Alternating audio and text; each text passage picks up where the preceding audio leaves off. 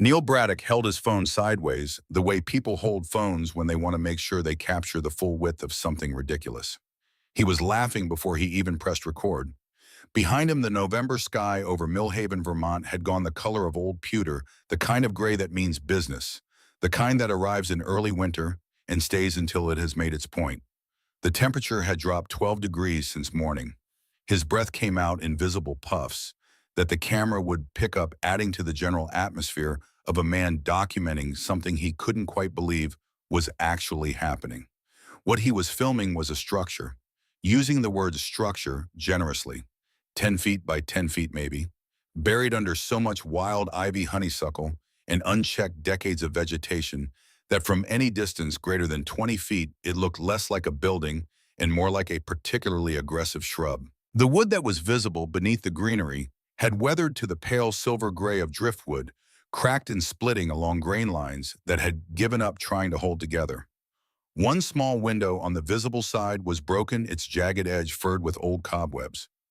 The roof, what could be seen of it, sagged in the middle with the defeated posture of something that had been carrying too much weight for too long. Standing in front of this structure were two people. A woman, 68 years old, with white hair pulled back under a wool hat that had seen better seasons. She wore a practical canvas jacket, work pants, and boots that were adequate but not warm enough for what the weather was becoming. Her name was Vera Hutchins, and she was not looking at the phone. She was looking at the structure in front of her with an expression that Neil Braddock, watching through his screen, could not quite read. It was not the expression of someone who had made a terrible mistake. It was something more complicated than that, something that looked almost like recognition. Beside her stood a man 70 years old, a full head taller than his wife, with the broad shoulders and slightly stooped posture of someone who had spent decades doing physical work that paid adequately but not generously. His name was Clem Hutchins. He had a hand resting on his wife's shoulder. He was watching the same structure she was watching, and his expression was easier to read than hers.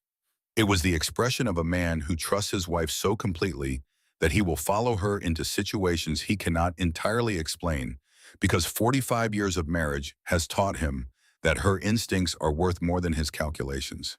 "This is the most ridiculous thing Millhaven has ever seen," Neil Braddock said to his phone, not bothering to lower his voice. The Hutchins were 30 feet away. They could hear him clearly. His wife Suzanne was already typing on her own phone, composing the caption that would accompany the video when she posted it. Neil had already mentally drafted the comment he would leave on the post. Something about senior housing assistance. Something about what not to do with your last $3. He was composing it as he filmed, running the phrase through different variations, trying to find the wording that was funniest without being quite cruel enough to get him in trouble. Vera Hutchins did not turn around. She reached back and found her husband's hand, and she squeezed it once, and then she kept looking at the structure in front of her with that expression that Neil Braddock couldn't name, and the phone kept rolling, and the gray Vermont sky pressed down on all of them with complete indifference to any of it. 6 weeks earlier, Clem Hutchins had been given a clean bill of health for the 8th consecutive month. The oncologist at the Burlington Medical Center had shaken his hand and called it remarkable, which was the word she used for outcomes she hadn't fully predicted. Pancreatic cancer stage 3, diagnosed 2 years prior, a 20% survival rate when you were generous about it. Clem had gone through surgery that lasted 9 hours, chemotherapy that made him so sick he had lost 40 pounds in 3 months, and radiation that burned his skin and stole whatever remaining physical strength the chemo had left behind. He had been, for most of those 2 years, a man in the process of being destroyed by something invisible and relentless that lived inside him. And then, against the odds that his oncologist had laid out with the careful precision of someone who preferred to manage expectations rather than raise hopes, the cancer was gone. Clem Hutchins had beaten it. Vera had stood in that examination room and cried in a way she had not cried since her father's funeral, the deep, ragged crying of someone who has been holding their breath for 2 years and has finally been told they are allowed to exhale. Clem had put his arms around her and held her against his chest while the oncologist quietly gathered her materials and gave them the room. He was alive. He was here. Everything else, as Vera would say many times over the months that followed, was just details. The problem was that the details were very large. Clem had worked maintenance at Millhaven High School for 30 years.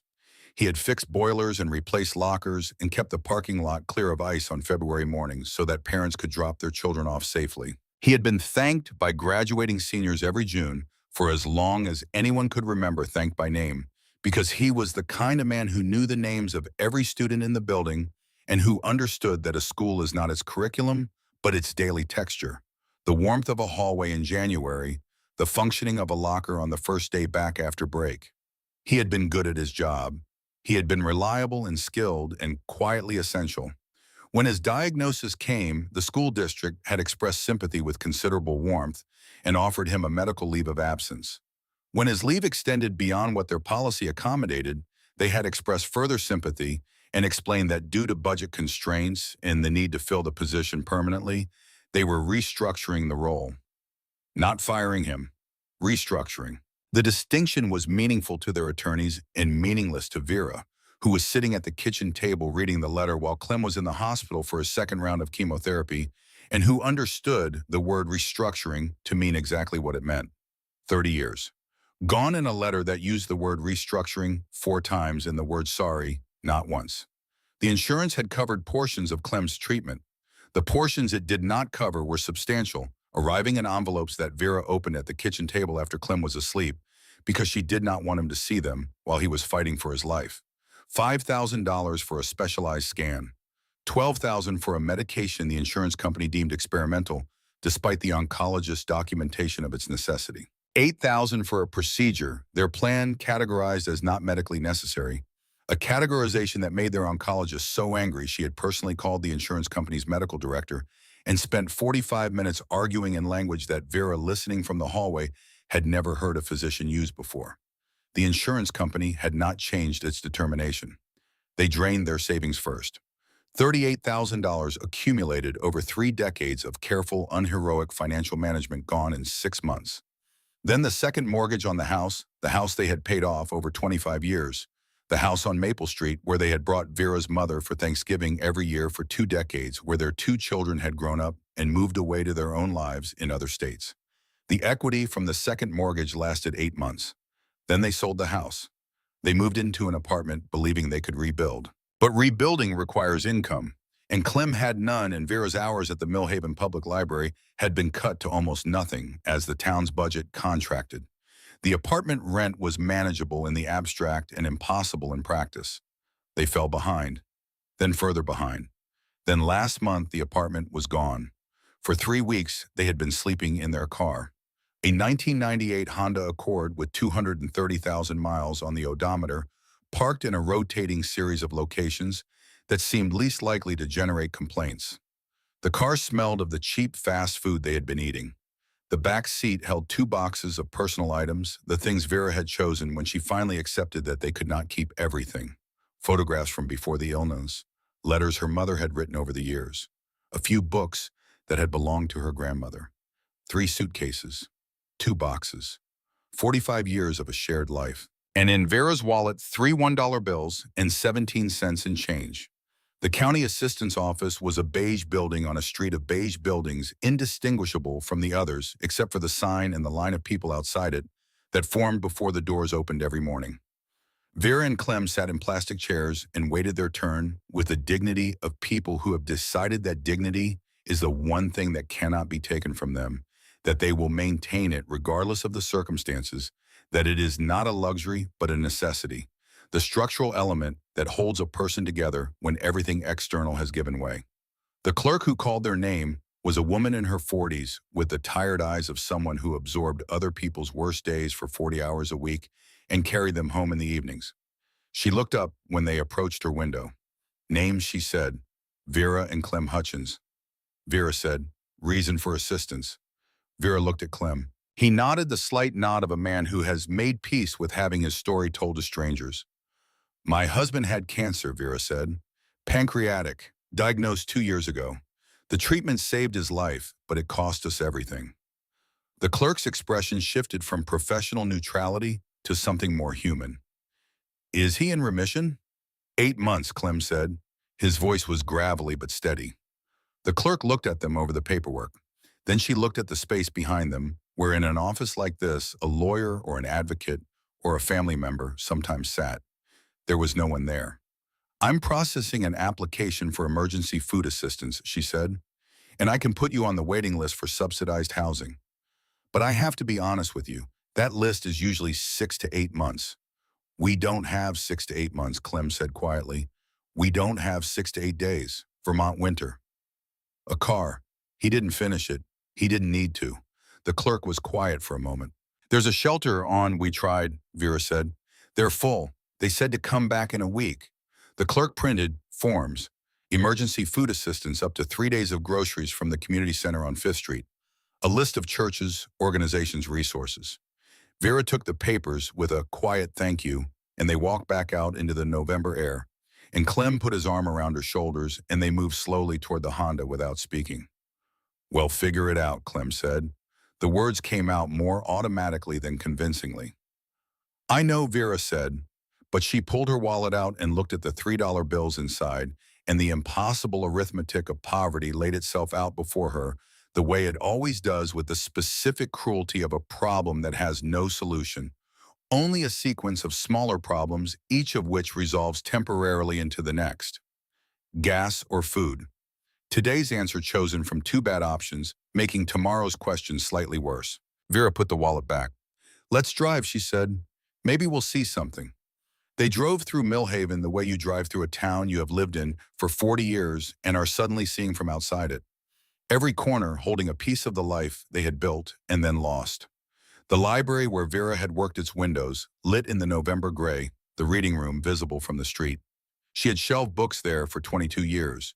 She knew the call numbers of the sections she cared about the way a musician knows the positions of notes on a keyboard by feel and reflex rather than thought. The high school where Clem had worked, the parking lot he had salted and shoveled through 40 Vermont winters, the building whose every mechanical system he had understood and maintained. A woman was walking across that parking lot now, her arms full of folders moving quickly in the cold. She did not look up as they drove past the house on Maple Street. Vera did not ask Clem to slow down, but he did anyway without being asked, because 45 years together means you know when to slow down without being told. They looked at it together through the car windows. Someone had repainted the shutters. The garden that Vera had kept for 20 years, the roses and the perennial beds that bloomed in a sequence she had planned one winter afternoon with a notebook and seed catalogs, was cleared. Clean beds, bare soil, a blank slate for whoever came next. There, Vera said. Clem had not seen the sign yet. He looked in the direction she was pointing. A handwritten notice taped to a telephone pole. He pulled the Honda to the curb. Estate sale. Everything must go, including property structures. Saturday, 10 a.m. to 4 p.m., cash only, an address at the bottom. It's today, Vera said. Just after 2, Addie Clem said. We have $3. She was looking at the sign. Let's just look, she said, please. Something in the way she said it made him nod.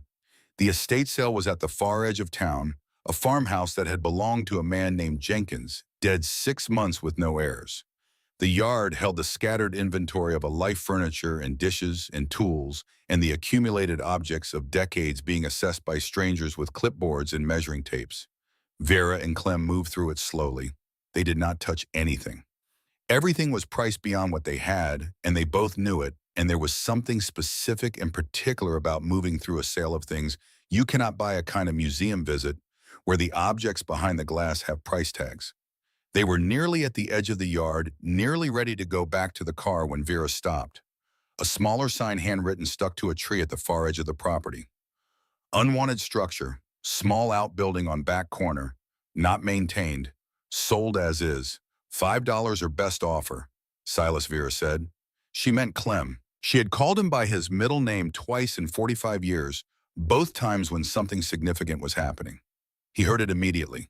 They walked together toward the back of the property, past the main farmhouse, past a weathered barn, past a tool shed to the very corner, where the property line met a dense wall of old-growth trees. And there, almost entirely consumed by wild ivy and honeysuckle, and the patient work of decades of unchecked growth, was the structure. It was small, impossibly small, 10 feet by 10 feet, perhaps slightly less. The walls were old wood, weathered silver gray. The roof, under all the vegetation, suggested it had somehow maintained its basic geometry. One small window on each wall, four total, all obscured by grime or vegetation. The door was barely distinguishable from the surrounding vines hung slightly crooked on its frame. A man approached them, late 50s, work clothes. The estate sale manager, the practical person responsible for moving everything on this property before the sun went down. You folks interested in that, he asked, sounding genuinely surprised. What is it, Vera asked. Hell if I know, the man said. Been there since before Jenkins bought this place, and that was 40 years ago. He never used it. Just let it go. Sign says 5, but honestly, if you've got 3, it's yours. I just need it gone. Clem looked at his wife. Addie, we can't live in that.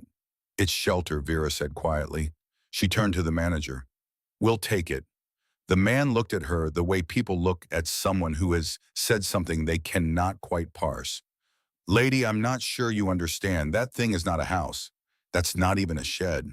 It's maybe 100 square feet, probably full of rats. The roof has holes. There's no electricity, no water, no anything. That's basically firewood. $3, Vera said. Clem was quiet. He looked at his wife's face. He had learned over 45 years the difference between the time she was guessing and the time she knew something. This was the latter. Your funeral, the manager said. Let me get the paperwork.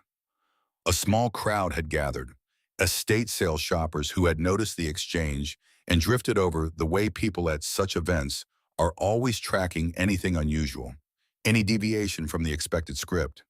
Did they actually buy that thing? A woman near the back said to her husband, not quietly enough.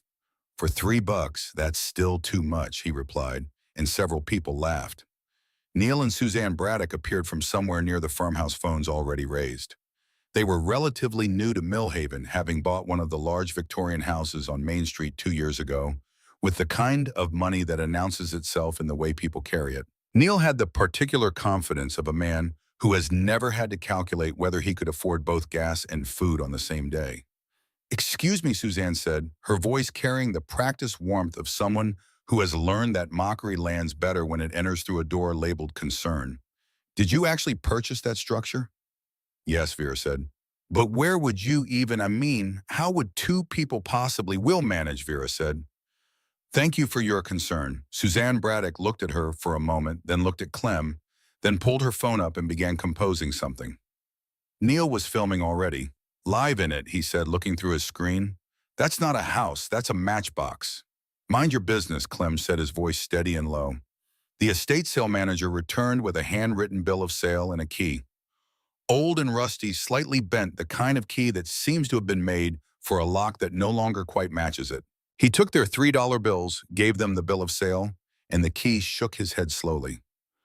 It's all yours, he said. God help you. As Vera and Clem walked back toward their car, the sound followed them. Whispers and laughter, and the particular commentary of people who are watching a spectacle they did not expect to find at a Saturday estate sale in November. Did they really spend their last money on that? I heard they've been living in their car. Maybe they think anything's better than nothing. Poor souls. Probably crazy. Vera walked with her head up and her hand in Clem's hand. She did not turn around. She did not acknowledge any of it. She kept walking until they reached the Honda and got in and closed the doors. In the silence of the car, Clem exhaled slowly. Addie, he said, we just spent our last $3 on a shack that might not even be structurally sound. We have no money for gas, no money for food, no idea if that thing is even habitable. I know. So why did we do it? She turned to look at him. In the 45 years of their marriage, through the raising of children, and the paying of mortgages, and the slow accumulation of an ordinary life, and then the violent loss of it, Clem. Hutchins had watched his wife's face go through every kind of weather a human face can go through. He knew what fear looked like on her. He knew what grief looked like. He knew what exhaustion looked like. What he saw now was something he had not seen on her face in a very long time. She pressed her hand to her chest.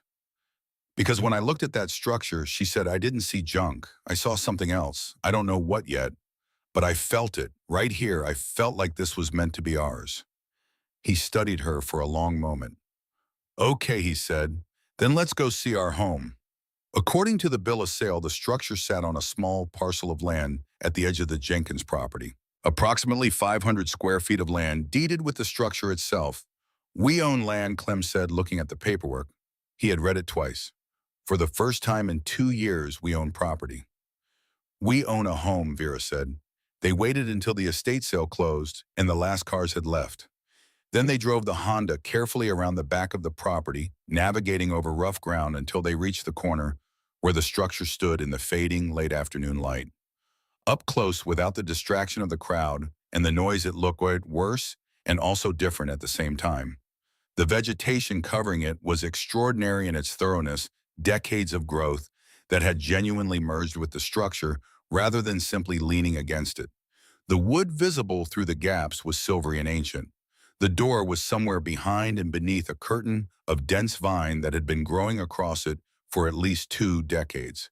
But the walls were standing, plumb and solid as far as Clem could tell, running his hand along the exterior. Old lumber, the kind of tight-grained, slow-grown wood that the 19th century had access to, and the 21st century mostly does not. He tapped it with his knuckle and heard the dense sound of something still structurally present. It's small, Clem said. It's ours, Vera said.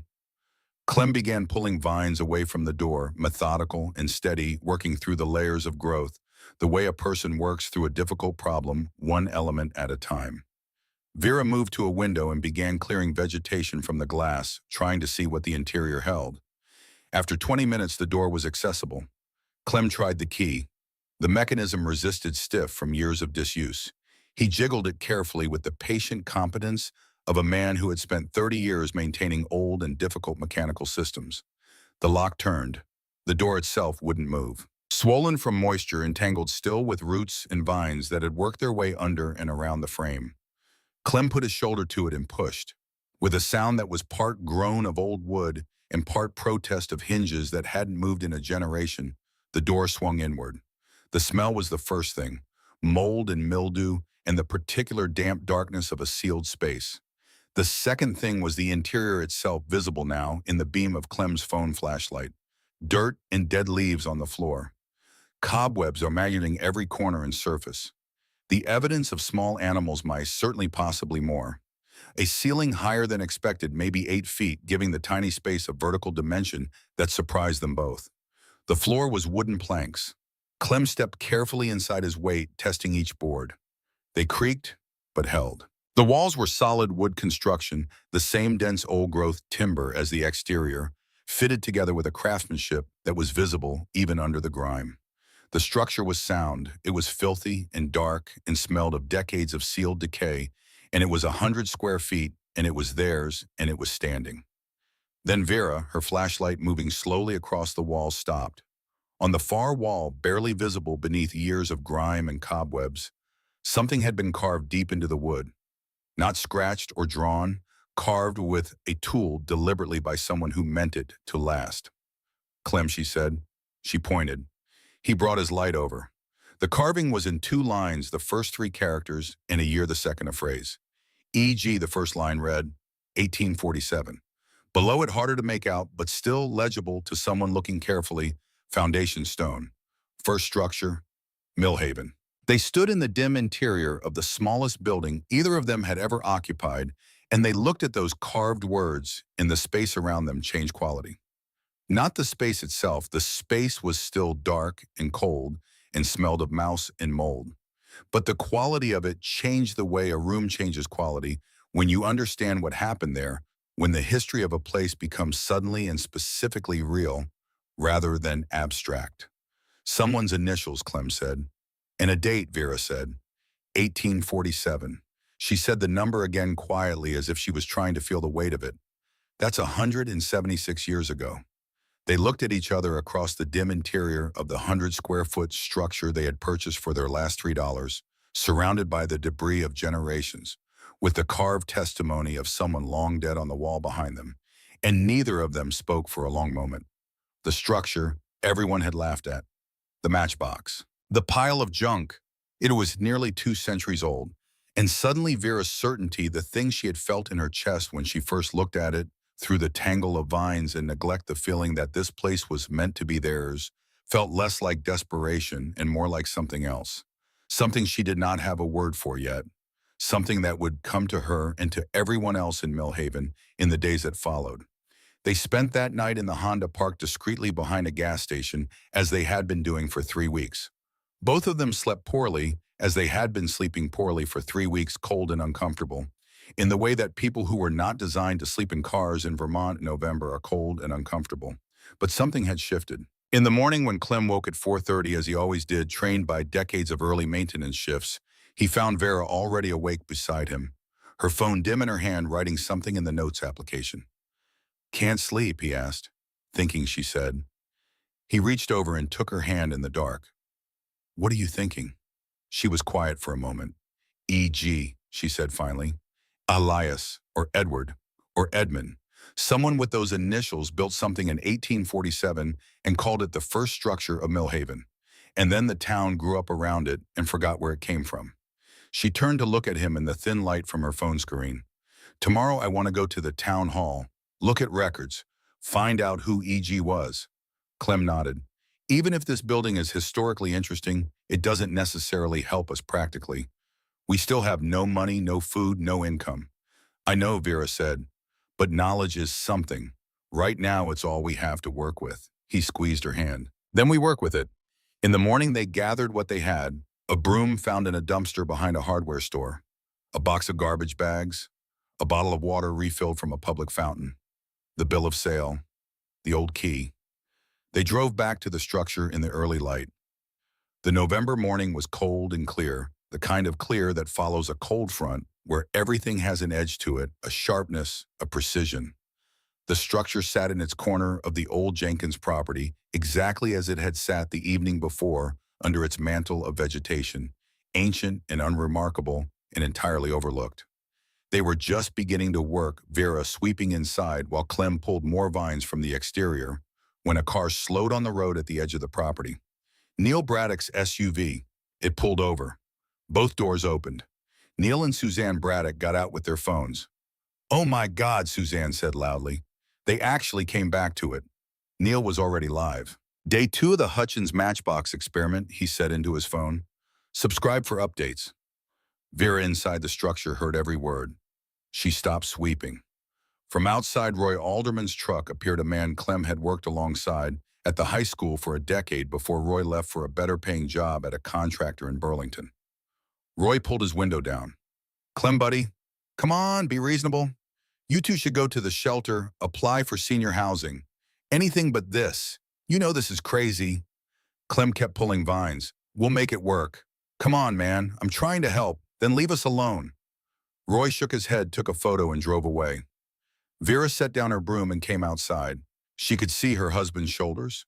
She had been reading those shoulders for 45 years. She knew what tightness looked like on them, and she knew what shame looked like, and she knew what it cost a man who had worked with dignity for 30 years to stand in a field while people photographed him for entertainment. She walked over and stopped in front of him. He looked at her. His eyes were bright in a way that had nothing to do with joy. "I'm sorry," he said. His voice was low. "I'm sorry I couldn't give you better than this." She took his face in both her hands. "You beat cancer," she said. "You're alive. You're here with me. Everything else is just details." He laughed. It came out with a bitter edge. "Details. Addie, we're living in a shack that people are filming to post online for laughs. For now," she said. "But I still feel it, Clem. I still feel like this place is something. Like we're supposed to be here. Trust me, please." He looked into her eyes for a long moment. He looked at her the way he had been looking at her for 45 years. The way a man looks at someone whose judgment he has staked his life on many times and has never found wanting. "Okay," he said, "but I need you to be right about this, because I can't take much more of it." "I'm right," Vera said. She said it with a certainty she had not fully earned yet, but she said it with the complete confidence of someone who has learned that certainty stated clearly and without qualification sometimes becomes the thing that makes it true. They went back to work. The onlookers eventually grew bored and left. By late afternoon, the exterior was mostly cleared of vegetation, and the full structure was visible for perhaps the first time in decades. Small, ancient, weathered to the bone, but solid. Inside, Vera had cleared enough of the floor to reveal the wooden planks beneath, worn and grime-covered, but intact. She had wiped the walls in sections, revealing the same close-grained, old lumber throughout, the kind of wood that does not exist in modern construction because the forests that produced it have not existed for over a century. And on the wall, with the carved initials, with the debris cleared away and the surface wiped clean, the words were clearer now. Carved deep, intended to last. E.g. 1847. Foundation stone. First structure, Millhaven. Vera stood in front of those words as the light through the small windows turned golden and then amber with the approach of evening. She pressed her fingertips gently against the carved letters, feeling the depth of them, the intention in them, the century and 3/4 of silence they had been wading through. Who are you, she thought, and what did you leave here? That night, they slept in the structure for the first time. They brought in the sleeping bags and the lantern and the small cooler with what food they had, the last of it, a few items that would not last another day. They laid the sleeping bags side by side on the swept wooden floor, and the space was so small that the bags touched, and they lay in the dark listening to the structure settle around them. It was cold. The walls were not insulated. The broken window on the north side let in a draft that no amount of improvisation with the materials they had could fully address. But it was a roof. It was four walls. It was shelter in the specific and non-metaphorical sense of the word, a structure between them and the Vermont November, and after 3 weeks in the Honda, that distinction was not small. Vera lay on her back and looked at the ceiling in the dim light of the lantern and thought about the carved words on the wall behind her. Foundation stone, first structure, Millhaven. She thought about the town they had lived in for 40 years, the town that had watched their fall from respectability to destitution with a mixture of pity and entertainment. The town built on streets that had names and histories and a timeline that reached back to a beginning she had never thought about. Every town has a beginning. Every town has a first structure. And this one covered in vines and sold for $3 at an estate sale as an inconvenience to be disposed of. This one had been built by someone who signed their work with 2 letters in a year, who called it a foundation stone, who apparently believed that what they were building would outlast their own life and become the beginning of something larger. Vera turned her head and looked at the carved wall in the lantern light. Clem, she said softly. He was still awake. She knew by his breathing. I'm going to find out who E.G. was, she said. Tomorrow. Whatever it takes. He reached over in the small space between their sleeping bags and found her hand. Okay, he said. Because whoever they were, she continued, they called this the foundation stone, the first structure. They put it in writing and carved it into the wall and meant it to be found. Found by who? By someone who needed to know it. The lantern burned low. The structure made the small sounds that very old buildings make in cold weather, the tiny adjustments of wood that has been contracting and expanding through 176 winters and knows the rhythm of it by now. Vera lay in the dark and held her husband's hand and listened to those sounds. And beneath all of it, beneath the cold and the dark and the uncertainty and the exhaustion of 3 weeks sleeping in a car, beneath the memory of the day's mockery and the weight of everything that had been lost, she felt it again. The thing she had felt when she first looked at the structure from across the yard of an estate sale on a November afternoon with $3 in her pocket and nowhere to go. Not desperation, not delusion. Something older than either of those things. Something she had no precise name for, but which felt in the dark of the oldest building in Millhaven very much like the beginning of something. She closed her eyes. Outside, the Vermont night pressed down cold and enormous and full of stars that did not care about any of it. The structure held. Part 2, Beneath the Rotting Wood History. The second morning arrived the way November mornings arrive in Vermont, without apology, without warmth, with the specific gray indifference of a sky that has decided it has nothing to prove to anyone. Vera woke first. She had slept lightly the way she had been sleeping for months.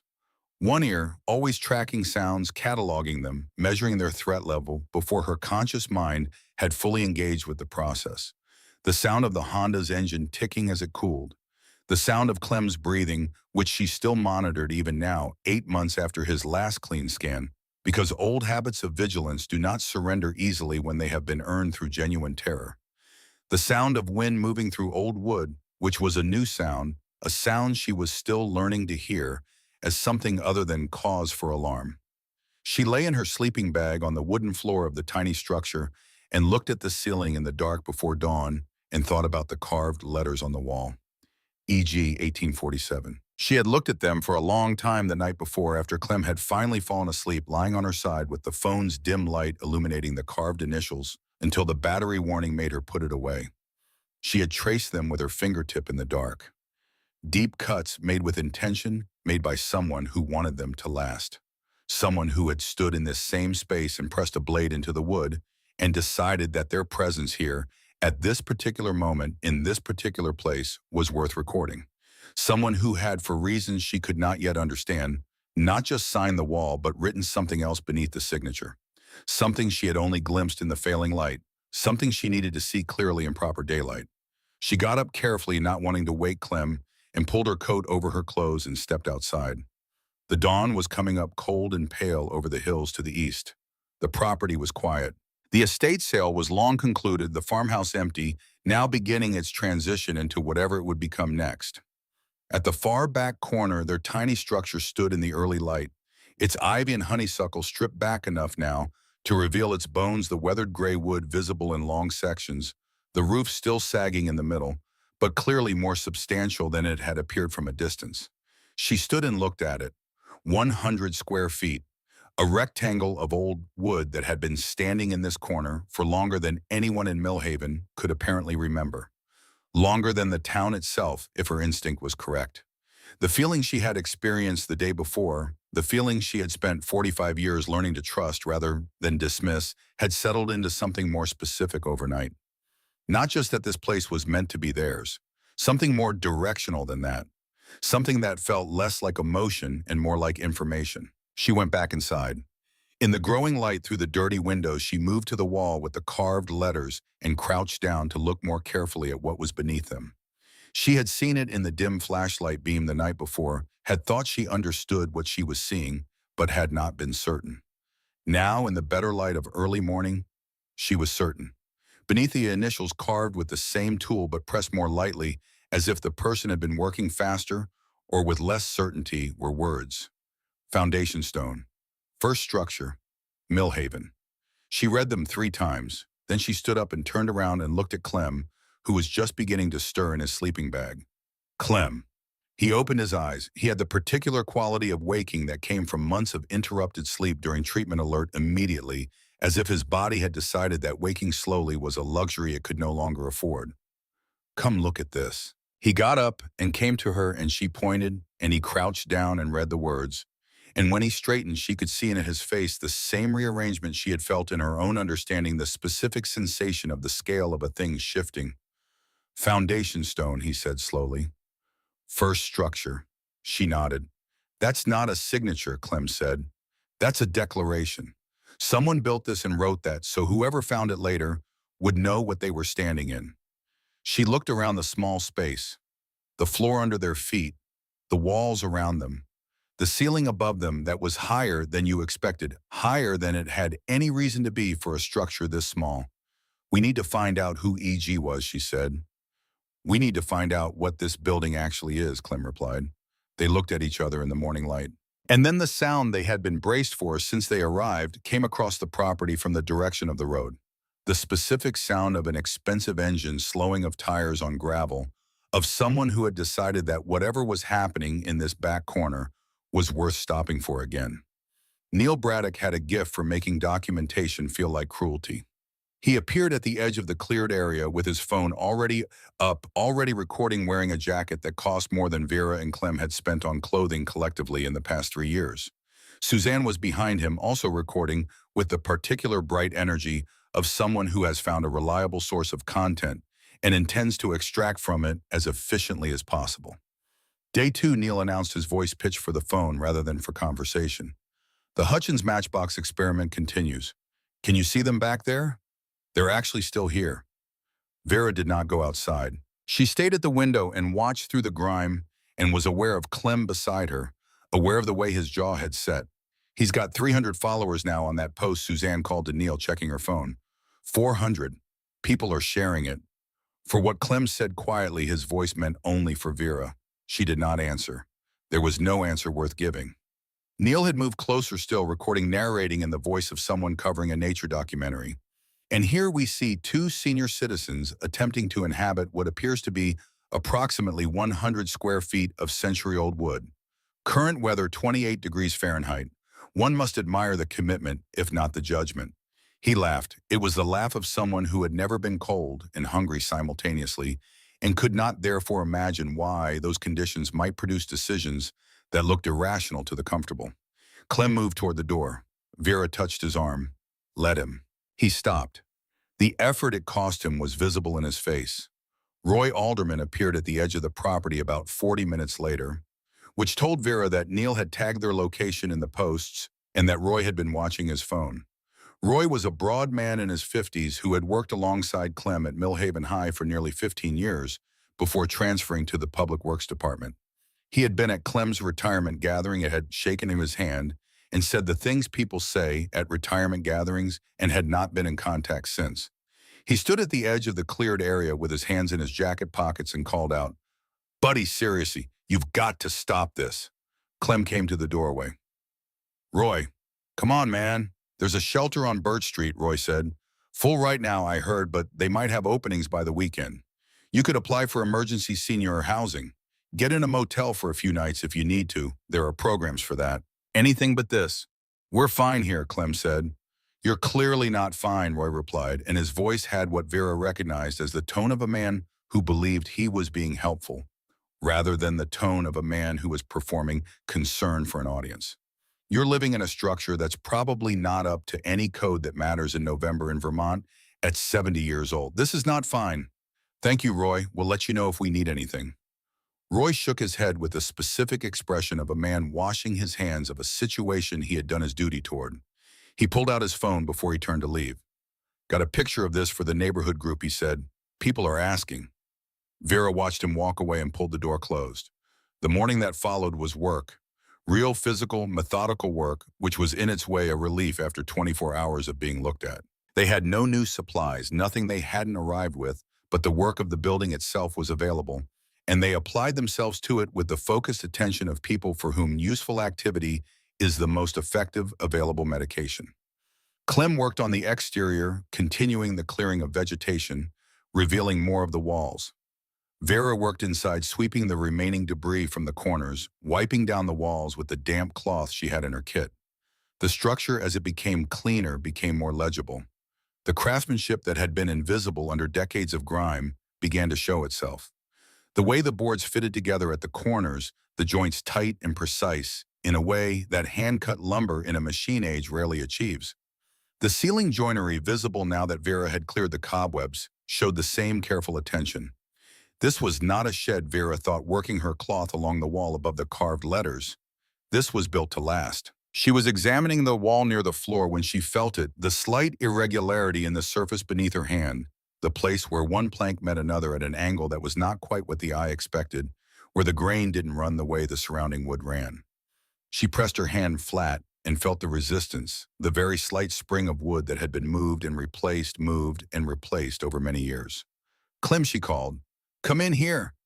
He came in from outside, brushing wood chips from his arms, and she showed him what she had found, and he crouched beside hers, and they both felt it, and then he found the screwdriver in his small kit, and they worked the blade carefully under the edge of the plank, and the plank came up. Not with the resistance of a plank that had never moved, with the smooth ease of a plank that had been designed to move. The cavity beneath was approximately 6 inches deep, running most of the width of the structure. It was clean in the way that sealed spaces stay clean, untouched by the moisture and grime that had invaded every other part of the building. And in the cavity, sitting exactly where it had been placed, was a metal box. "Iron," Clem said, reaching in and lifting it out with both hands. "It's heavy." They carried it outside into better light. It was the size of a large briefcase made from iron plate that had rusted on the outside but not corroded through. The lock, a simple lever mechanism, had fused with rust.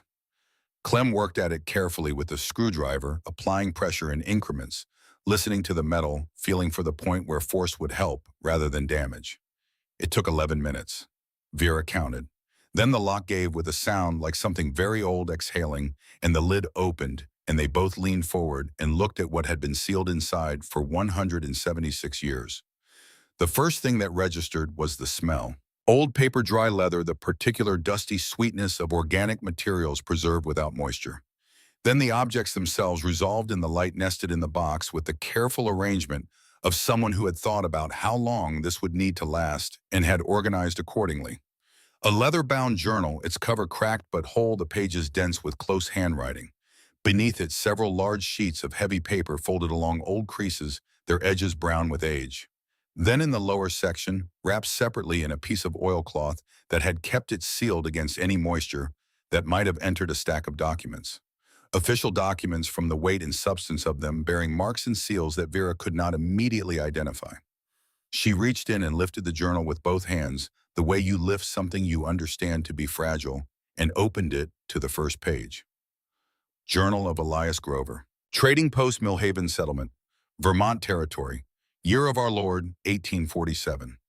The silence between her and Clem had a specific quality she recognized. The quality of people who have understood simultaneously that the size of something has just changed. E.g., Clem said. Elias Grover. Vera replied. She turned pages carefully. The handwriting was the careful cursive of a man who had been formally educated, but was writing under practical conditions in a small structure, in a new settlement, in the years before Vermont's rail connections would bring the outside world properly into range. She read phrases aloud as she turned pages. March 4th, 1847. Post established at River Crossing. Ground frozen still, but structure complete. First travelers through on the second day, 3 trappers from the north who paid in pelts and took provisions. May 14th, 1847. Settlement growing around the post as I hoped. 4 families have staked claims within sight of the trading post. A town begins. November 1847. Hard winter coming. The post is sound and I am glad for the quality of the building. What is built right will last. Vera looked up from the journal and looked at the structure around them. What is built right will last. 176 years, they were standing in proof. They needed help to understand what they were holding. This was not a difficult conclusion to reach. Vera had worked in a library for 20 years. She knew the difference between recognizing that something was significant and understanding precisely what it was, and she knew that the gap between those two things required expertise to cross. The town hall was 3 miles from the property. They had no gate. They walked. November in Vermont is not theatrical about its cruelty. It does not perform. It simply delivers cold with the consistent efficiency of something that has been doing this work for a very long time and sees no reason to change its methods. The temperature was in the low 30s. The sky was the color it had been all morning, that particular New England November color that is neither gray nor white, but something between them, something that makes the light flat and the shadows absent. Vera walked with her coat pulled close and her hands in her pockets and her chin slightly lowered against the wind. Clem walked beside her and they had been walking together in various forms of weather for 45 years, and they had the comfortable, efficient stride of people who have synchronized their pace so thoroughly that they do not think about it anymore. They passed the library where Vera had worked for 2 decades, which was now closed for budget reasons on Wednesdays. They passed the high school where Clem had spent 30 years, where his replacement had been hired at a lower salary as part of the same restructuring that had eliminated his position while he was in a hospital bed recovering from surgery. They passed Roy Alderman's truck parked outside a diner and did not stop. The building that housed both Town Hall and the public library's main branch was brick 1920s construction, the kind of building that small New England towns built when they wanted to say something permanent about themselves. They pushed through the heavy door into warmth. The librarian at the front desk was a woman in her mid-30s with the specific alert attentiveness of someone who actually likes their work. Her name tag said Lena Hartwell. She looked up as they came in, and whatever she saw in their faces, 2 older people who had clearly walked some distance in the cold, made her pay attention rather than offer the automatic, "How can I help you?" "We need help with historical records," Vera said, "specifically from 1847. We're trying to identify someone with the initials E.G. who may have built one of the first structures in Millhaven." Lena Hartwell set down what she had been doing. 1847, she said. "That's early. Most of our archived materials begin with formal incorporation in the 1870s, but we have some materials in the historical collection." She led them to a back room, climate-controlled the air, slightly different in quality than the main library, more careful, more preserved. She pulled boxes from shelving and set them on a table. I'm also an adjunct in Vermont history at the community college, she said as she worked. So this period is actually my area. Tell me what you found. They told her. She listened without interrupting, which was the quality that Vera noticed first and valued most, the quality of someone for whom listening is not a pause in talking, but a genuine act of attention. When they finished, she was quiet for a moment. Then she said, "Show me." She pulled on cotton gloves from a drawer and held out her hands, and Vera carefully set the journal in them. Lena Hartwell opened it and read the first page, and her expression changed in a way that Vera had seen before in the faces of people who were historians by genuine inclination encountering primary evidence of something they had only theorized. She turned pages with the focused attention of someone reading in a different way than ordinary reading, extracting information at a different level, cross-referencing against what she already knew. She set the journal down and began moving through the boxes on the table, pulling out documents, checking dates, comparing. She moved quickly now, with the efficiency of someone following a thread she could feel but not yet see the end of. After 20 minutes, she stopped. She had a document in her hand, a letter on yellowed paper written in close handwriting. She held it next to the journal and looked at them both. The handwriting matches, she said quietly. Look. She pointed to specific letter formations, specific characteristics that recurred in both documents. This letter is dated 1846, Lena said. It's from our archives. It was addressed to a trading concern in Boston and discusses plans to establish a settlement at a Vermont river crossing. The author describes building a trading post as the first permanent structure which would serve as both shelter and commercial hub. She showed them the signature, Elias Grover. She pulled out a surveyor's report from 1848 and laid it flat on the table and put the old map from Vera's box beside it. She looked from one to the other for a long moment. The location described in the 1848 survey matches the location on Grover's map. She looked up at them. Which, if my understanding of the current property boundaries is correct, matches the location of the structure you purchased. She said it plainly as a professional, stating a conclusion, but her hands were not entirely still. You own Elias Grover's original trading post, she said, the first permanent structure built in Mill Haven. It predates every other building in this town by at least 20 years. Vera looked at Clem. He looked back at her, and she saw in his face what he was thinking, because after 45 years, she could read him as easily as she could read her own thoughts. We spent our last $3, he said, and this is what we got. Lena moved with a speed and purpose that Vera recognized as the particular velocity of someone for whom this was not just interesting, but professionally and personally significant at a level that made efficiency feel urgent. She made calls. The first was to a colleague at the Vermont Historical Society, a woman named Dr. Beatrice Strand, whom she had known from graduate school, and who she described as the state's foremost expert on pre-incorporation settlement history. Dr. Strand said she would drive up the following morning. The second call was to Professor Roland Dexter at UVIM, a specialist in historic property law, who had Lena said handled several significant cases involving colonial-era land grants and their modern legal implications. Professor Dexter asked several specific questions about the documents, questions that Vera could not fully parse, but that made Lena's expression shift in a way that looked significant. He'll come tomorrow, Lena said after the call. He said if the documents are what they sound like, this is not a small matter. Vera asked, what does he think the documents are? Lena chose her words carefully.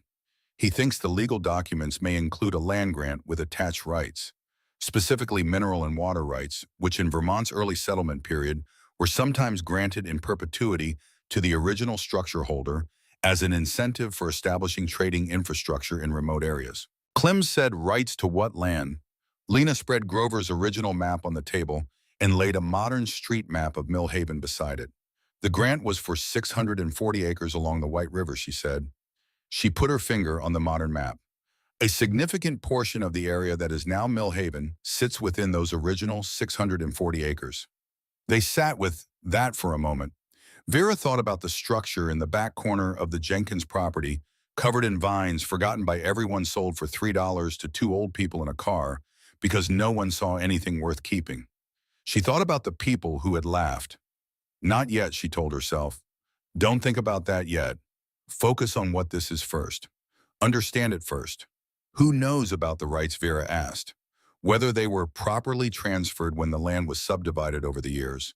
That, Lena said, is exactly what Professor Dexter will need to determine. The experts arrived the following morning. Dr. Beatrice Strand was in her early 60s, a serious woman with the deliberate movements of someone who had learned through experience that haste and historical materials were incompatible. She spent 4 hours with the documents, the journal, the maps, and the structure itself, conducting her examination with the methodical precision of someone who understood that her conclusions would be challenged and wanted them to be unassailable. Her conclusion was not equivocal. This is authenticated, she said, standing outside the tiny structure in the cold afternoon light. The documents are genuine period materials. The journal is Elias Grover's own hand.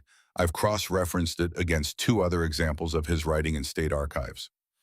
This building is the Elias Grover Trading Post, the first permanent structure in Mill Haven. I would stake my professional reputation on it. Professor Roland Dexter arrived an hour after Dr. Strand. He was younger, mid-50s, with the focused and slightly distant manner of someone who processed information in legal frameworks rather than narrative ones.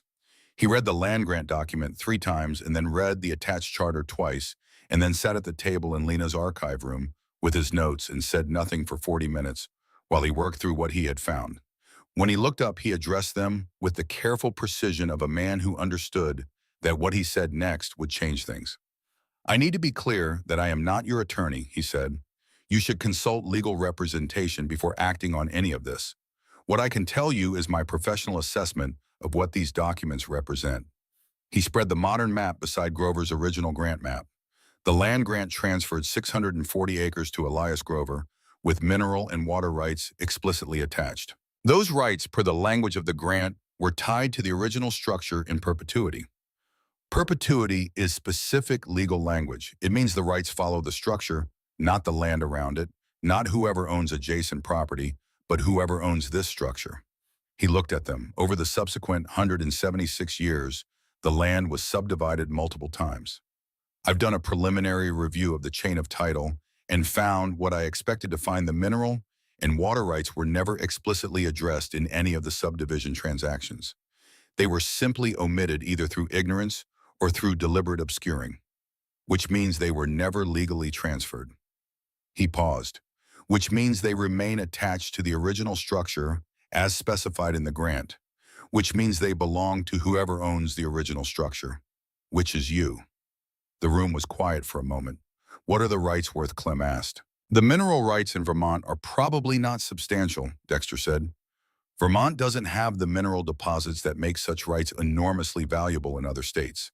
But the water rights are different. Several commercial properties in Mill Haven are currently using river access that falls within the original grant area without authorization. Those could represent significant negotiated settlements. He laid out his estimate with the even delivery of someone presenting a balance sheet, $2 to $3 million, possibly more, depending on how various parties choose to approach the situation. Vera sat very still. She had expected something. She had felt since the first moment she looked at that vine-covered structure and felt the pull that she still could not fully explain, that there was more here than anyone else could see. She had not expected this. $2 to $3 million. Their last $3 had become $2 to $3 million. The mathematics of it were almost impossible to hold. Lena was watching her carefully. So was Dexter. There's something else, Dexter said. He waited until Vera looked at him. The structure's historical significance qualifies it for immediate consideration for National Register listing. Dr. Strand has already submitted a preliminary nomination. That process, if successful, comes with the protections and also with access to preservation grant funding. There is money available specifically for structures of this significance. He folded his hands on the table. What you purchase for $3 may be an aggregate worth several $1,000,000 in rights and historic value. You should retain an attorney as quickly as possible. Why quickly? Clem asked. Dexter's expression answered before his words did. Because once this becomes known, other parties will have strong financial incentives to challenge it. Conrad Fitch found out on a Thursday. Vera did not know how. Information in small towns moves through channels that are invisible until you trace them backward, and she had not been thinking about information security. She had been thinking about the documents, about the grant, about the journal entries she was reading by lantern light in the evenings. Elias Grover's voice from 1847, describing a settlement coming into being around his trading post, his quiet certainty that what he was building would last. Fitch's attorney called Lena Hartwell's number, which was the only contact information publicly available on a Thursday afternoon. Lena called Vera immediately.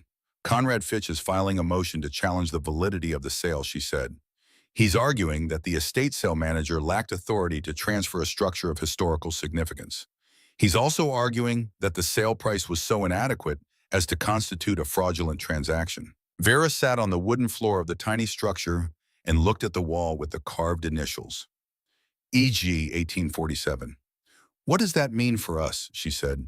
It means Lena said carefully that if the court agrees with his argument, the sale could be voided.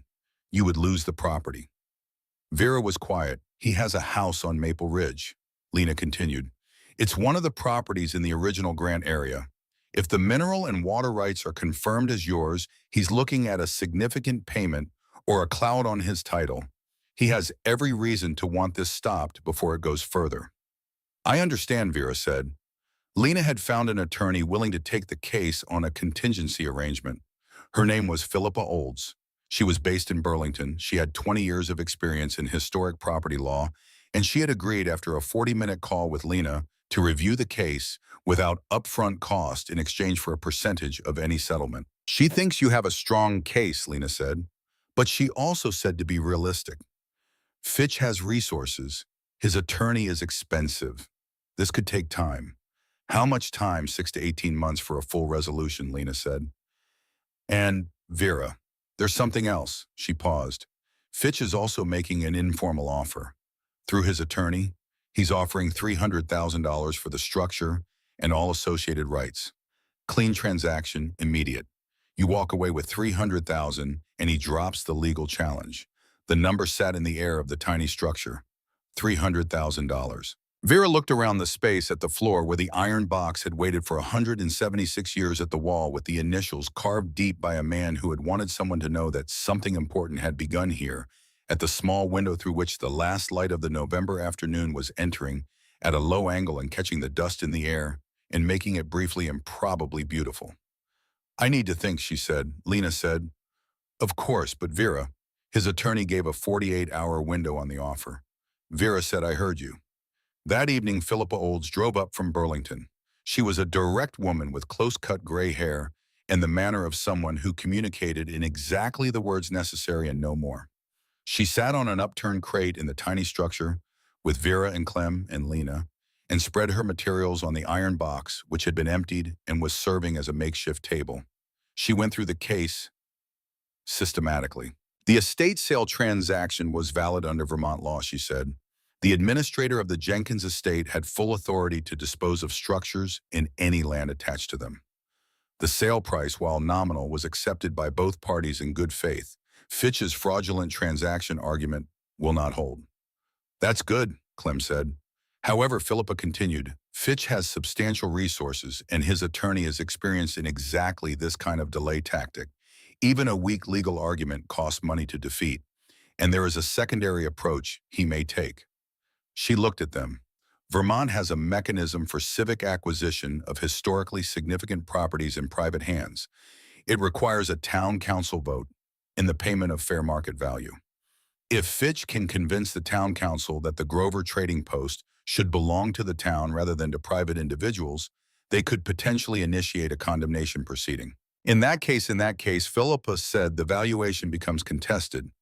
The town would likely argue that the fair market value of the structure is its historical value, not its legal rights value. You could end up receiving significantly less than the full worth of what you own. She looked at the offer letter from Fitch's attorney. $300,000 is not a generous offer, she said. It's a fraction of what the full rights are potentially worth, but it is a certain amount available immediately compared to an uncertain amount available at the end of a potentially lengthy and expensive legal process. She looked at them both directly. I can fight this. I believe we will win. but I want you to understand what winning might look like and how long it might take." After she left, Vera and Clem sat alone in the structure. The November cold had settled into the wood around them. The lantern cast its warm, limited circle. Outside, the wind moved through the oaks at the edge of the property, and the sound of it against the old walls was the sound the structure had been hearing for over 170 years. Fitch's offer was on the floor between them, a single sheet of paper with a number on it, $300,000. More money than they had seen in any single document in their lives. More than the house on Maple Street had sold for. More than they had accumulated in 4 decades of work and saving before the medical bills had come and taken it in less than 2 years. Clem said it would be enough. We could be warm. We could be safe. We could live somewhere real. He was not arguing for taking it. He was naming what it was. Vera picked up the document. She held it. The paper was heavy stock professional, the kind of paper that belonged to a world where $3 was a negligible rounding error. The kind of paper that had been used with various letterheads in various sums to explain to her and Clem that the things they thought were theirs were not quite theirs in the specific ways that mattered. She looked at the document for a long time. Then she reached into her bag and took out Elias Grover's journal. She had been reading it in the evenings, a few pages at a time, moving through the year 1847 from spring through fall, through the establishment of the settlement, the first families, the slow growth of something from nothing in a Vermont river valley that most people in Boston had probably never heard of.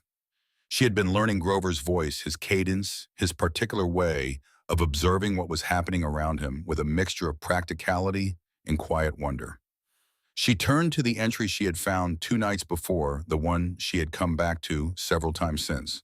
May 14th, 1850. She read it aloud. "I have been mocked by merchants in Burlington who said this post would fail. They called it a fool's venture, a matchbox in the wilderness not worth the timber used to build it. They laughed. I have been accustomed to being laughed at by people whose vision reaches no further than their immediate comfort. Let them mock. This land will outlast their laughter. What is built on true ground will stand. What is built to serve a genuine need will continue to be needed. I have secured these documents beneath the floor of my post, that they might be preserved for those who come after. Whoever finds them, know this, it was worth it. Every day of it." She set the journal down. She looked at the offer letter in her hand. Clem watched her. She placed the letter carefully on the floor between them. "We're not selling," she said. The lantern burned between them. Outside, the wind moved through the November oaks, the same sound it had been making in this place since before either of them was born, since before anyone now living in Millhaven was born, since a man named Elias Grover had stood in this space and decided that something was worth beginning. Here, that the laughter of merchants was not a reason to stop, that what was built on true ground would stand.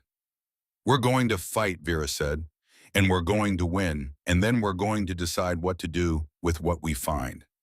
She picked up Grover's journal and held it in both hands. "He built this for someone who would come after him," she said.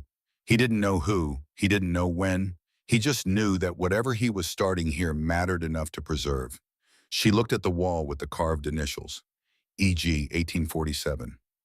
"I think he knew what he was doing," Vera said quietly. "I think he knew exactly what he was doing." Part 3. The Value of Something. Philippa Olds filed the response on a Monday morning, 7 days after Conrad Fitch's attorney had delivered the 48-hour offer that Vera had declined. The response was, in Philippa's words, comprehensive. It addressed every element of Fitch's challenge to the sale's validity, cited the relevant Vermont statutes regarding estate administration authority, documented the good faith nature of the transaction, and included an affidavit from the Jenkins estate administrator confirming that the sale had been conducted within the full scope of his legal authority.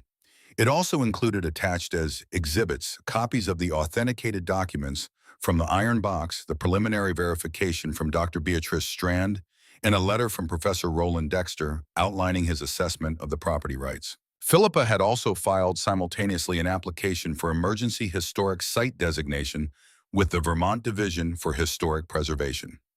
This was a procedural move as much as a preservation one. Once the designation process was formally initiated, any attempt to demolish, alter, or forcibly transfer the structure became legally complicated in ways that benefited the current owner. Vera read through the filings at the library table where Lena had set up a small workspace for them, their documents organized in labeled folders, their case taking on the physical shape that legal proceedings require. She read carefully the way she had always read, not for speed but for comprehension, making sure she understood not just what each document said, but what it meant. Clem sat beside her, reading the same pages when she passed them, asking questions that were always practical and sometimes exactly the right ones. The response to Fitch's motion to void the sale came from the local court 11 days later. Motion denied. 2 words. Philippa called to deliver them with the crisp satisfaction of a professional who had anticipated this outcome, but understood that anticipated outcomes still required verification. The transaction is confirmed as valid, Philippa said. The estate administrator had full authority. The price was accepted by both parties without duress. There is no legal basis for voiding the sale. Vera sat with the phone against her ear and looked out the window of the tiny structure at the November property around her. The oaks had lost most of their remaining leaves in a windstorm the previous week and stood bare now against a sky that had finally, after days of threat, delivered the first thin snow of the season. It lay in a light cover over the ground, over the cleared area around the structure, over the stone at the edge of the property where Vera had taken to sitting in the mornings. That's the beginning, Vera said. Not the end, correct, Philippa said. He'll appeal or he'll find another avenue. I expect the next move within 2 weeks. She was off by 3 days. Conrad Fitch had lived in Millhaven for 11 years. He had arrived from Boston with capital from a series of successful real estate developments in Massachusetts, and Connecticut had purchased 2 commercial properties on Main Street and the large Victorian house on Maple Ridge, and had inserted himself into the town's civic life with the systematic efficiency of a man who understood that influence in small towns is built through visibility and selective generosity. He was on the library board. He had donated the benches in the town square. His name appeared on the plaque outside the renovated fire station as a contributing sponsor. He was not a man accustomed to being on the losing side of a property dispute, and he was not, Vera had concluded, after watching him operate for several weeks, a man who changed strategies when the first one failed. He simply found a different angle from which to apply pressure. The town council meeting was announced 3 weeks after Philippa's successful defense of the initial challenge. The agenda item read, discussion of historic site acquisition, Grover Trading Post property. Lena called Vera as soon as the agenda was posted. He's going for civic acquisition, she said. It's what Philippa warned about. He's going to argue that a site of this historical significance to Millhaven should belong to the town rather than to private individuals. If the council votes to pursue it, they can initiate a condemnation proceeding. What does that mean for us, practically?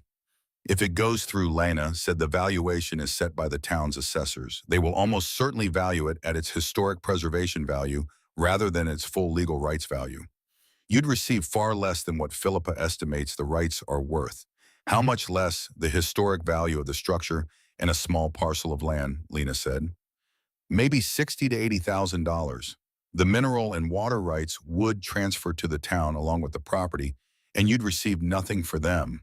So we'd lose $2 million and receive $80,000. That's the scenario, Lena said. Yes. There was a pause. Vera, Lena said, I've been talking to people in town. Not everyone is with Fitch on this. Some people are uncomfortable with what's happening. The story of how you found the building, what was inside it, what you've been through. People know. Small towns know everything. Some of them are rethinking how they've been watching this unfold. Vera stood at the window of the structure and looked at the snow on the ground outside. When is the meeting? 2 weeks from Thursday. The 2 weeks between the announcement and the meeting had a specific texture that Vera would remember afterward as one of the more clarifying periods of her life. She and Clem continued to live in the structure. They had by this point made it genuinely habitable in the modest sense that word allowed within 100 square feet. The sleeping bags had been supplemented by a small propane heater that Lena had quietly appeared with one morning, along with a folding table and 2 camp chairs. A local pastor, whose name Vera had not yet learned, had left a box of groceries at the edge of the property without a note. The Millhaven Grange had reached out through Lena to offer a weekly supply of staples. The mockery on social media had shifted. Neil Braddock's posts, which had accumulated followers through the first 2 weeks, had taken on a different quality as the story developed. The initial contempt had given way in the comment sections, at least to a complicated reassessment. People who had shared the original post with laughter were now returning to the threads to say things that varied in their articulateness, but shared a common direction. The world had found out what $3 had purchased, and the world's response to that information was not uniform, but it was not laughter. Vera spent the 2 weeks doing several things simultaneously. She read Elias Grover's journal from beginning to end. She took notes on what she found there, cross-referencing with the historical records Lena had helped her access, building a picture of the man who had built this structure and the settlement that had grown around it. She wanted to understand what he had intended, not just what he had built. She worked on what she was going to say at the town meeting, and she thought carefully and at length and without rushing herself about what she wanted to do with what they had found. Clem sat with her through many of these evenings, saying little, listening to her, think aloud, occasionally asking the precise question that helped her find the edge of something she had been circling. He had always been good at that. It was one of the things she had loved about him since before she knew she loved him. On the fifth evening, he said, "You already know what you want to do. You've known for a while." She looked at him. "I want to know why you know that before I tell you," she said. "Because you stopped arguing with yourself 3 days ago," he said. "When you're still deciding, you argue. When you've decided, you go quiet and start working out the details." She smiled. He was right. The town hall meeting room held approximately 120 people when full. It was full. Vera and Clem arrived early at Philippa's suggestion and sat in the front row at Mayor Dolores Cranston's specific invitation, an invitation that had been extended through Lena and that had surprised Vera slightly when she received it. Mayor Cranston was a practical woman in her late 50s who had held office for 3 terms and who had, in those 3 terms, developed the specific political instinct of someone who knows the difference between a situation that is manageable and one that has become something else entirely. The Grover Trading Post situation had become something else entirely. Lena sat beside Vera. Philippa Olds sat at the end of the row with her materials. Behind them, the room filled steadily, people taking seats with the specific, purposeful energy of citizens who have decided that something is happening that requires their presence. Vera looked around the room without turning in her chair. She could do enough of this with peripheral vision. Conrad Fitch sat on the right side, 3 rows back, with his attorney beside him. He was dressed carefully, as he always was, with the presentation of a man who understood that appearance in small-town civic settings and communicated authority just as it did in boardrooms. His expression was composed. Roy Alderman was there, which surprised her.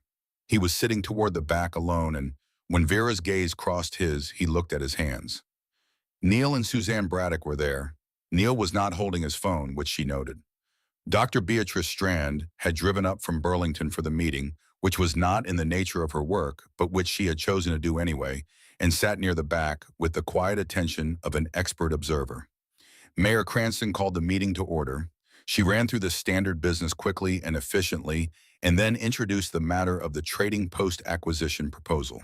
Councilman Gerald Whitby, who had seconded Fitch's acquisition motion, presented the case in formal terms. The argument was, as Philippa had predicted the argument, that a structure of unique historical significance to Millhaven should be in public hands rather than private ones. The town had an obligation to its history. The Grover Trading Post was the foundation of everything Millhaven was. It should belong to all of Millhaven's citizens, not to individuals who had acquired it through a transaction that, while technically valid, had involved incomplete information on both sides. He said technically valid with the careful intonation of a man inserting a qualifier without explicitly arguing the point his principal had already failed to argue in court. Philippa leaned slightly toward Vera and said very quietly, "He's going to propose a valuation hearing." He did. Several council members spoke. Several citizens spoke from the floor. The arguments moved in predictable directions. Civic ownership against private rights. Historical significance against individual property claims, the town's interest against a particular couple's circumstance. Through all of it, Vera sat with her hands in her lap and listened. She had promised Philippa she would not react, and she did not react. She listened. Conrad Fitch did not speak. He did not need to. Other people were making his argument for him with the fluency of people who had been talking to him over the past several weeks. Mayor Cranston, when the floor discussion had run its course, looked at the front row. "I believe Mrs. Hutchins has requested the opportunity to address the council," she said. "We will hear from her now." Vera stood. She had worn her good clothes. Not because the clothes would change anything about the argument, but because this mattered, and things that mattered deserved the respect of presentation. Her gray hair was brushed and pinned. She stood straight in the way she had been standing straight for the past several months, since the county assistant's office, since the estate sale, since the first morning she had woken up in this strange small structure and understood that the only direction available was forward. She did not use notes. 3 months ago, she said, my husband Clem and I purchased a structure for $3. All the money we had in the world. She did not rush. We had lost everything to medical bills. Clem had pancreatic cancer. Stage 3. He survived, which the doctors described as unlikely, and we are grateful for that every day.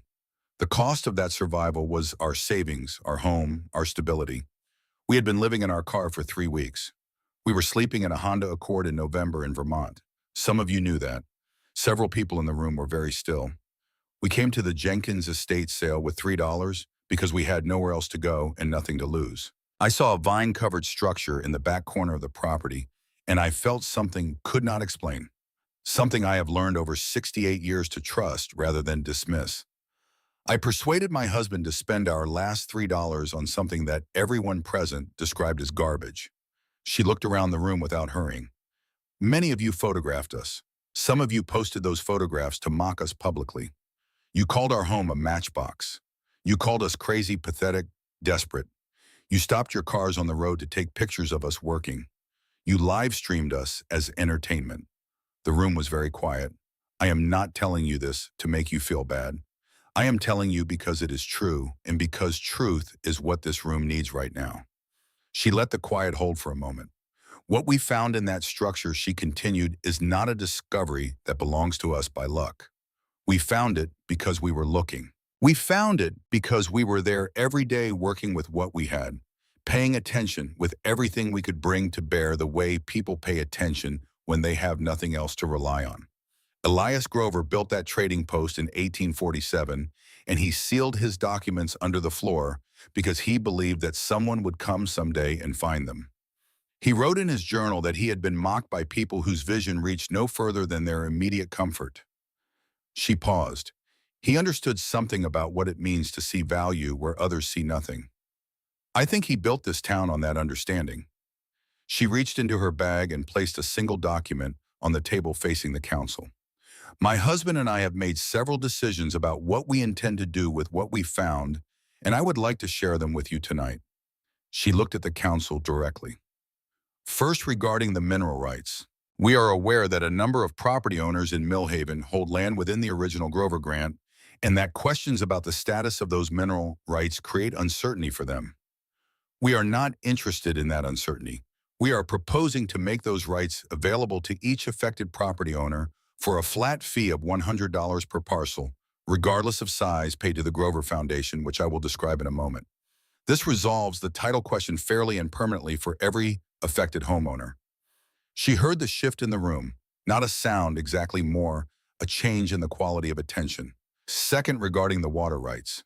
We are donating them to the town of Millhaven in perpetuity with a single condition that they be used for public benefit and that no private commercial entity may monopolize access to them. Water should belong to everyone.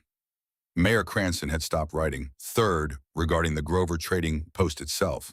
We are not selling it to the town. We are not selling it to anyone. She looked briefly at Conrad Fitch. Instead, we are establishing the Grover Foundation, a nonprofit organization with a specific purpose. The Trading Post and the surrounding land will be preserved and restored using the preservation grant funds that Dr. Strand's nomination will make available. Once restored, the site will serve as a community resource center focused on helping elderly residents of Millhaven who are facing the kind of crisis that Clem and I faced.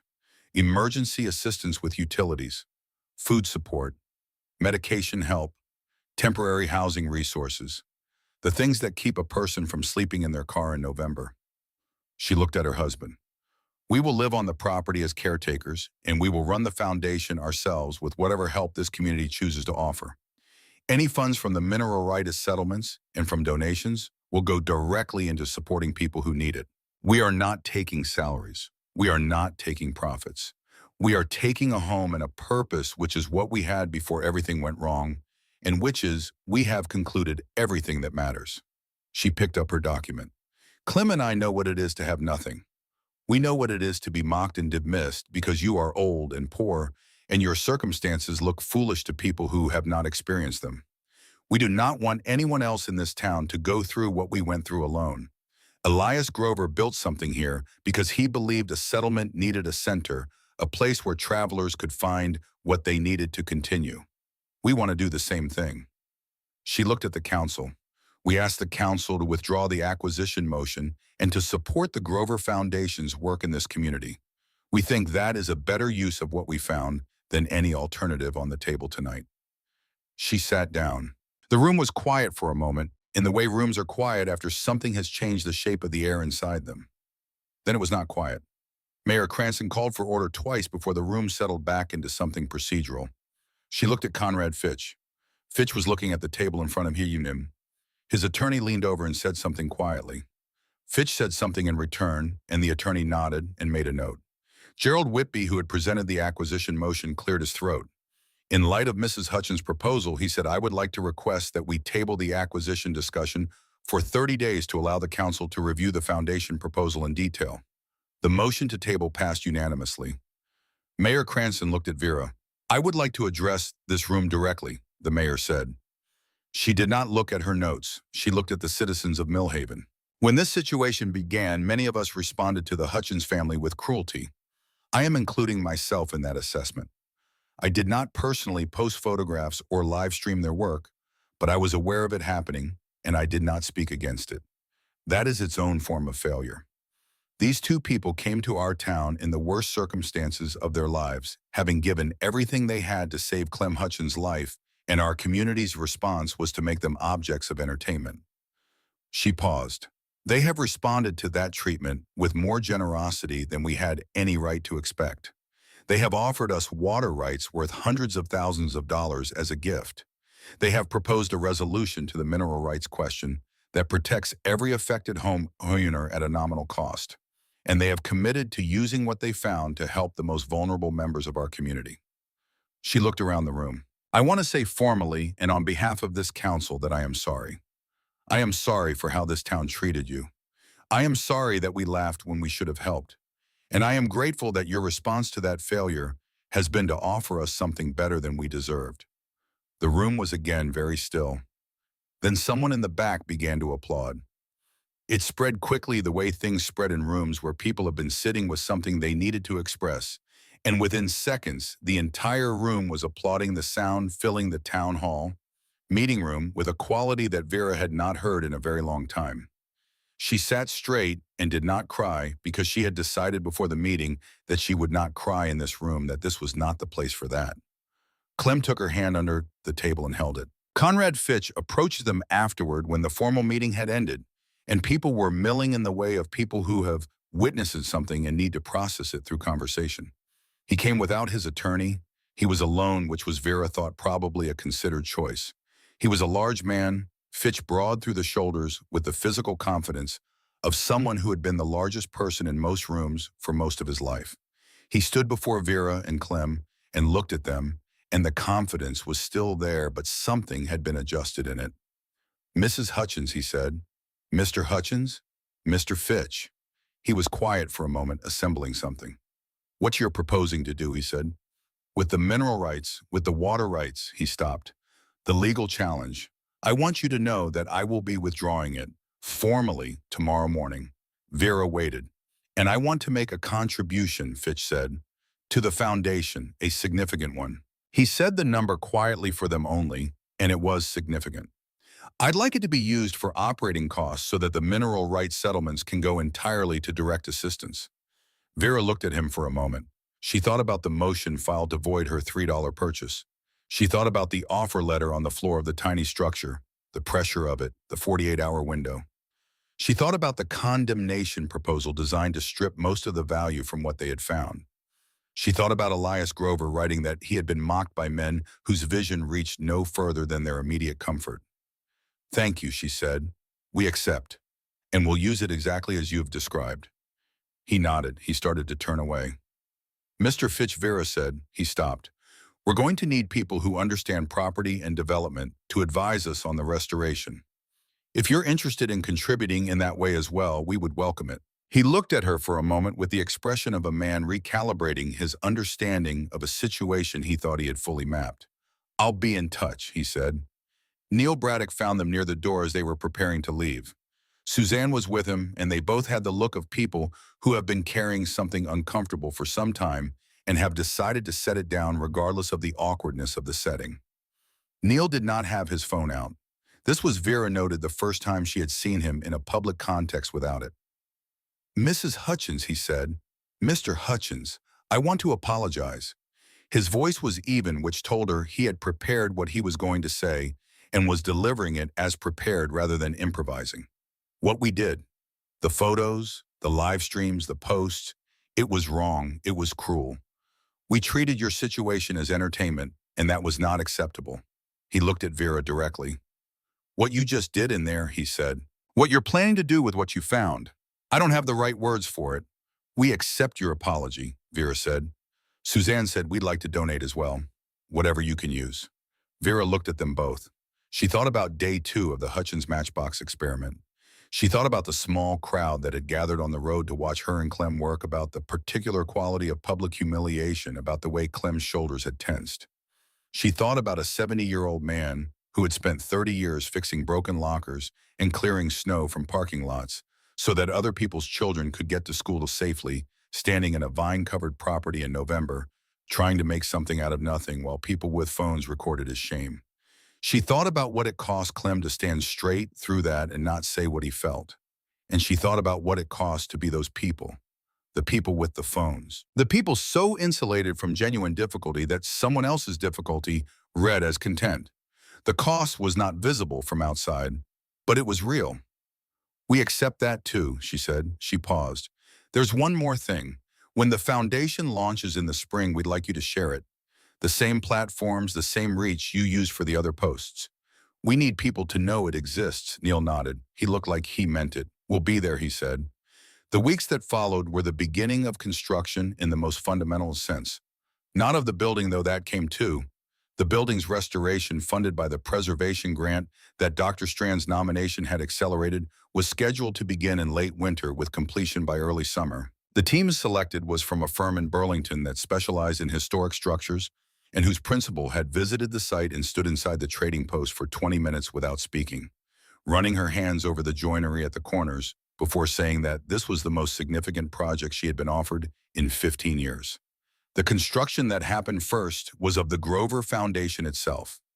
Philippa Olds guided them through the nonprofit formation process with the efficiency of someone who knew exactly what was required and did not see the point in taking longer than necessary. Lena Hartwell agreed after 3 conversations and 1 long evening at the library table to serve as the foundation's director. She resigned from her adjunct position with what she described as no regret whatsoever. They hired a social worker.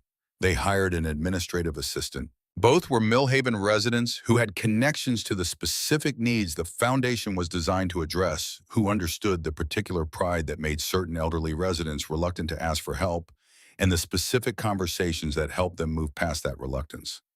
The mineral rights settlements came through over the following 6 weeks. 104 property owners within the original Grover Grant area paid their $100 and received clear title documentation that resolved the uncertainty that had been hanging over their deeds. The process was simpler than anyone had expected because Philippa had designed it to be simple, because complexity was not what Vera and Clem were after. The water rights were formally donated to Millhaven on a Tuesday morning in early January. Mayor Cranston presided over a brief ceremony at Town Hall.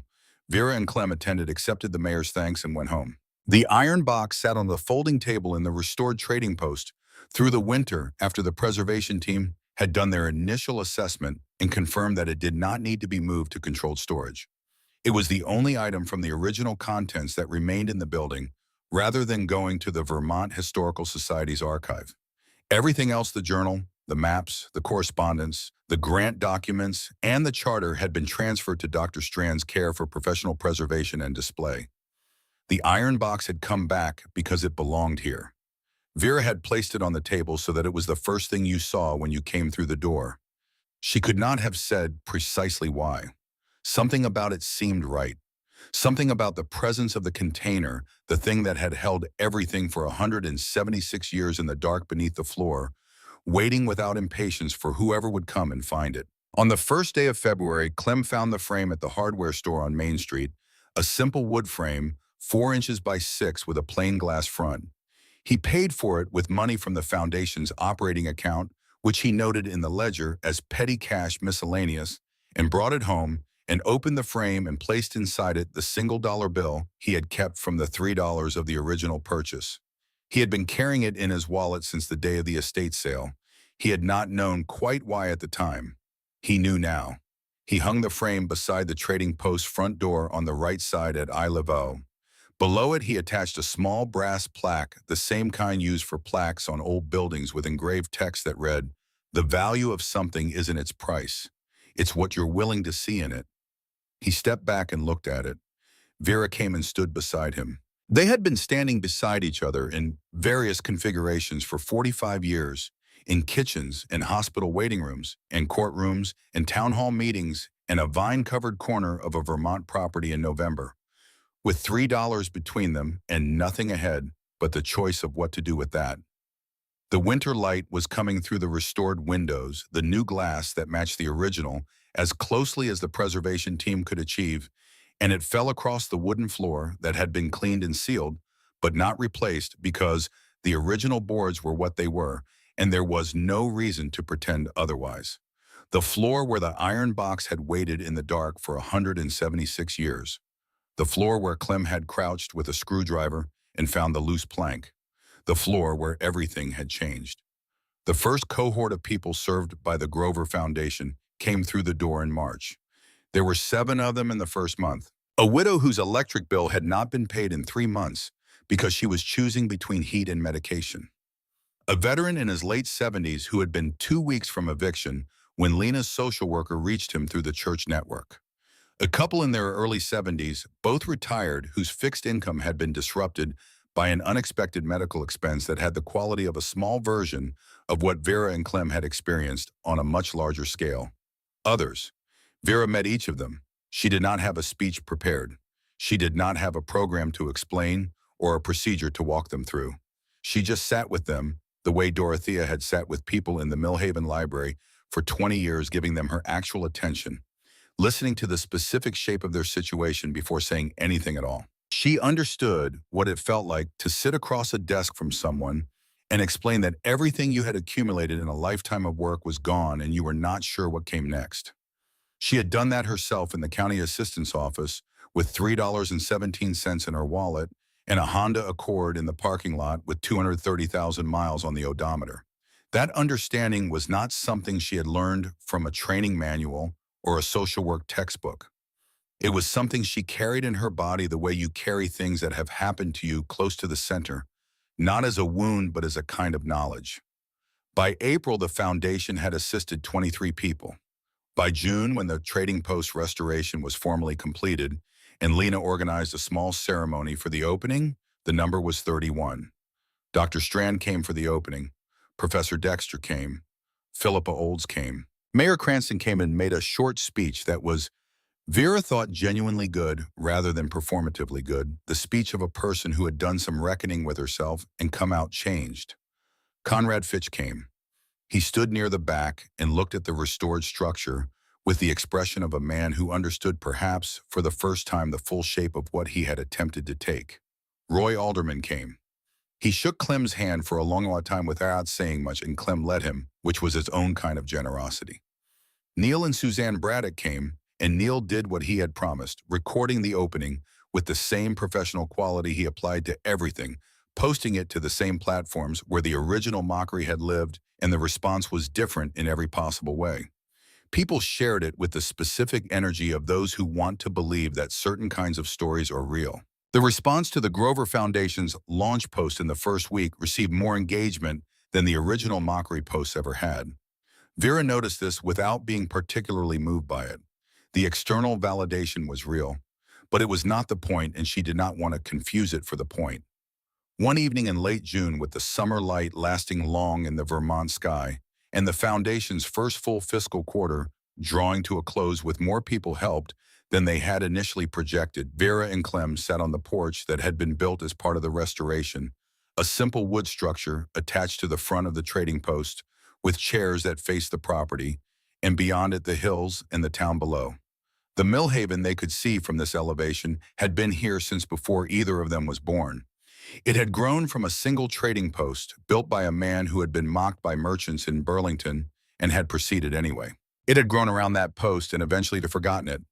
Let it disappear under vines, and decades sold it at an estate sale for $3 to two old people in a car because no one else saw a reason to keep it. 43 people helped so far, Clem said. He had the ledger in his lap. He kept the ledger himself by hand and pencil, the way he had kept maintenance records at the high school for 30 years. 43, Vera said. He closed the ledger. When we die, he said, what do you want people to remember about this? She thought about it, not quickly because it deserved to be thought about properly. I want them to remember that vision is a skill, she said finally, not a gift. You learn it by refusing to accept other people's assessments of what is possible. You practice it by continuing to look at things that everyone else has decided are worthless. She watched the evening light change on the hills. And I want them to remember Elias Grover, she said. He built this for someone he would never meet. He didn't know who would come or when or what they would find or what they would do with it. He just built it true and sealed what mattered under the floor and trusted that the world contained people who would eventually show up and understand what they were standing in. Clem looked at the frame beside the door, the single dollar bill in its plain wood frame. $3, he said. $3, she agreed. The evening light was doing what Vermont evening light does in June, extending itself past its reasonable duration, painting the hills in colors that required no enhancement and no explanation. Vera reached over and took Clem's hand and held it. The trading post stood behind them, its stone foundation exactly where Elias Grover had placed it in 1847, its restored walls bearing the evidence of what it had survived, its carved initials deep in the wood, where they had been for 176 years, and where they would remain for however many more followed. What is built on true ground will stand. What is built to serve a genuine need will continue to be needed. The Foundation's lights were on inside Lena, finishing the day's work at her desk, the files of 43 people organized in careful order, the beginning of what would become over the years ahead a much larger record of people seen and helped and sent forward into their next chapters was something they had not had before. The town that had laughed spread out below them, lit now against the darkening sky, every light representing a life of history, a set of decisions made, and consequences lived, the whole of it built on ground that had once been nothing but a river crossing and a man's belief that something could begin here. It had. Vera held her husband's hand in the June evening and breathed the clean air off the Vermont hills and felt in a way she had not felt in 2 years of fear and loss, in the grinding machinery of catastrophe, the specific warmth of a life that had found its right shape. Not the shape she had planned, not the shape she would have chosen in advance, but the shape that had been waiting in a vine-covered corner of a property in November, in a structure no one wanted, in a cavity, under a loose floorboard, sealed in an iron box with a rusted lock, patient and certain, waiting for someone willing to spend their last $3 on the possibility that the world contained more than it appeared to. It did. It always had.